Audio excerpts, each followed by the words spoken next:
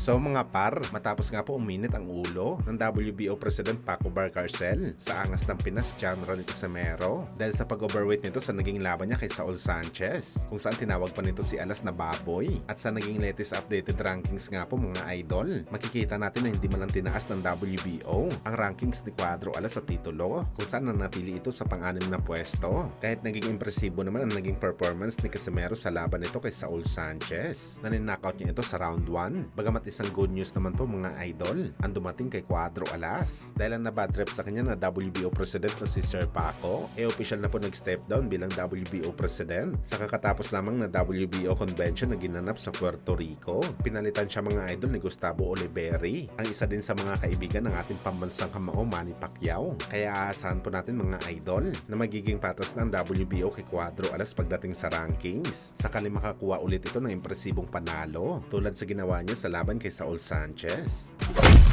Samantala matapos nga po minaliit ni Canelo Alvarez ang ating pambansang kamao Manny Pacquiao na aniya ni Canelo. Walang laban daw si Pacman sa kanya, sakali nag-cross daw ang landas nila ng Pinoy sa kanyang mismong prime, kung saan mga idol ay kaagad naman po binalikan ng mga fans ang naging panayam ni Antonio Margarito sa fighthype.com. Aniya mga idol, hindi daw mahirap mamili sa pagitan ni Manny Pacquiao at Canelo Alvarez kung sino ba talaga ang tunay na bugiman sa kanilang panahon. Obvious naman daw mga idol na lamang talaga si Pacman sa mga bagay na to. Bilang isang boxer daw si Margarito, hindi mo daw talaga pwede ipagkumpara si Canelo kay Boss Manny. Ibang level daw talaga ang kalidad ni Pacman kay Canelo. Ang Pinoy legend sa kanyang prime, naghahanap ng halimo na fighter na pwede labanan. Kabilang na nga dito si Margarito. Walang paki daw si Pacman manalo man o matalo basta lumalaban. Si Canelo naman daw mga idol, naghahanap ng laban na hindi pwede makagalo sa kanyang kartada at iwasan ang mga totoong kalibel nito kagaya ni Benavides. Naiintindihan naman daw ni Margarito mga idol, bakit umiiwas talaga si Canelo sa rason na gusto talaga nito kumita na malaki at safe ang kanyang record. Pero ang ikumpara daw ang bagsik ni Pacman kay Canelo, hindi na daw dapat ito pagdebatihan.